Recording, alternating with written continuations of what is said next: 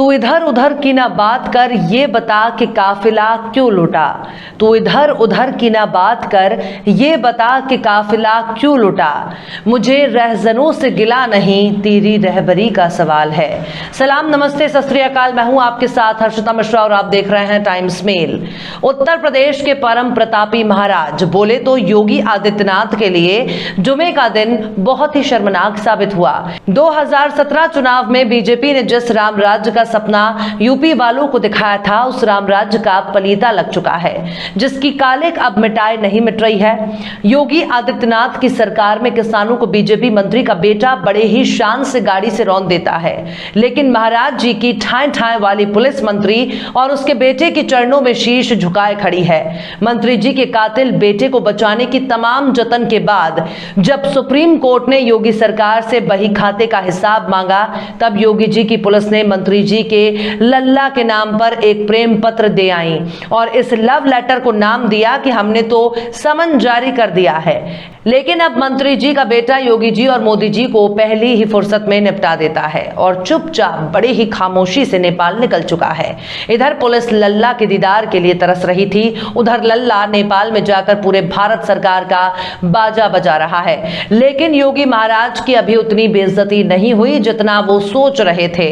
असल बेइज्जती तो सुप्रीम कोर्ट में हो गई। देश की सबसे बड़ी अदालत ने इस मामले की सुनवाई के दौरान कह दिया कि योगी महाराज, हमें तुम पर बिल्कुल भी भरोसा नहीं। कोर्ट ने योगी सरकार की तमाम दलीलें रद्द की, टोकरी फेंक दी और ऐसे ऐसे फटकार लगाए हैं जिसका अंदाजा ना तो योगी जी को था और ना ही मंत्री और उनके लल्ला को। आखिर सुप्रीम कोर्ट ने क्या क्या कहा है आदित्यनाथ की सरकार को? आखिर क्यों सुप्रीम कोर्ट को योगी सरकार पर बिल्कुल भी भरोसा नहीं और अब क्या करेंगे योगी महाराज? बताएंगे आपको और भी बहुत कुछ। लेकिन आप अगर हमारे चैनल पर नए हैं और पहली बार हमारी वीडियो को देख रहे हैं तो आप हमारे चैनल टाइम्स मेल को सब्सक्राइब कर लें, वीडियो को लाइक कर दें और बेल आइकन का नोटिफिकेशन बटन भी प्रेस कर दें ताकि बिना देरी हमारी हर खबर आपको मिलती रहे। लौटते हैं आप खबर की तरफ। उत्तर प्रदेश के लखीमपुर खीरी कांड में 4 किसानों को दिन दहाड़े मंत्री के बेटे के जरिए गाड़ी से कुचले जाने की घटना ने पूरे देश को हैरान कर दिया। वाकई सत्ता के रुआब में कोई इतना मगरूर कैसे हो सकता है? उसकी नजर में इंसान ही कीड़े मकोड़े बन जाए। मोदी जी के बिगड़ैत और धमकीबाज मंत्री का बेटे ने महज 4 किसानों को नहीं रौंदा बल्कि वो 8 परिवारों का कातिल है। लेकिन जब इसी मामले की सुप्रीम कोर्ट में सुनवाई हुई तब देश की सबसे बड़ी अदालत ने योगी आदित्यनाथ को फटकार लगाना शुरू कर देती है। योगी सरकार ने जिस तरह की कार्यवाही की इस मामले में कोर्ट उससे बिल्कुल भी मुतमईन नहीं है। योगी के उठाए कदम से कोर्ट संतुष्ट नहीं है। अब अदालत ने इस मामले को किसी और एजेंसी को सौंपने का हुक्म दिया है। लखीमपुर खीरी हिंसा मामले में जिन आरोपियों के खिलाफ एफआईआर लिखी गई है उनकी गिरफ्तारी नहीं होने पर कोर्ट ने पूछा कि आखिर आप क्या संदेश दे रहे हैं। यूपी सरकार के वकील हरीश साल्वे ने अदालत को बताया कि आरोपी आशीष मिश्रा कल सुबह 11 बजे क्राइम ब्रांच के सामने पेश होगा। लेकिन सुप्रीम कोर्ट ने कहा कि वो लखीमपुर खीरी हिंसा मामले की जांच में उत्तर प्रदेश सरकार के उठाए कदमों से संतुष्ट नहीं है। जिन आरोपियों के खिलाफ एफआईआर दर्ज की गई है उनकी गिरफ्तारी नहीं होने पर सुप्रीम कोर्ट ने योगी सरकार से सवाल किया और पूछा कि आखिर आप क्या संदेश दे रहे हैं। कोर्ट ने आगे कहा कि उसे उम्मीद है कि यूपी सरकार मामले की संवेदनशीलता को देखते हुए जरूरी कदम उठाएगी। आरोपी आशीष मिश्रा की गिरफ्तारी नहीं होने पर सुप्रीम कोर्ट नाराज हुआ और पूछा कि आखिर उसकी गिरफ्तारी क्यों नहीं हुई। सुप्रीम कोर्ट ने योगी सरकार को एक वैकल्पिक एजेंसी के बारे में अदालत को अवगत कराने के लिए कहा है जो इस मामले की जांच कर सकती है। चीफ जस्टिस ऑफ इंडिया ने यूपी सरकार को अपने डीजीपी से तय करने के लिए कहा है कि जब तक कोई दूसरी एजेंसी इस मामले को नहीं संभालती तब तक केस के सबूत सुरक्षित रहें। सुप्रीम कोर्ट ने पूछा कि कत्ल के मामले में आरोपी से अलग व्यवहार क्यों हो रहा है? क्या आप देश में हत्या के दूसरे मामलों में भी आरोपियों के साथ ऐसा ही व्यवहार करते हैं? हत्या का मामला है और अब तक गिरफ्तारी क्यों नहीं हुई है? कोर्ट ने आगे पूछा कि जब मौत या बंदूक की गोली से घायल होने का गंभीर आरोप है तो क्या इस देश में आरोपियों के साथ ऐसा ही व्यवहार किया जाएगा? यूपी सरकार की ओर से पेश वकील हरीश साल्वे ने सुप्रीम कोर्ट को बताया कि आशीष मिश्रा को नोटिस दिया गया है और वो कल सुबह 11 बजे पेश होगा। साल्वे ने कहा कि अगर आशीष मिश्रा क्राइम ब्रांच के सामने नहीं आता है तो कानून सख्ती से काम करेगा।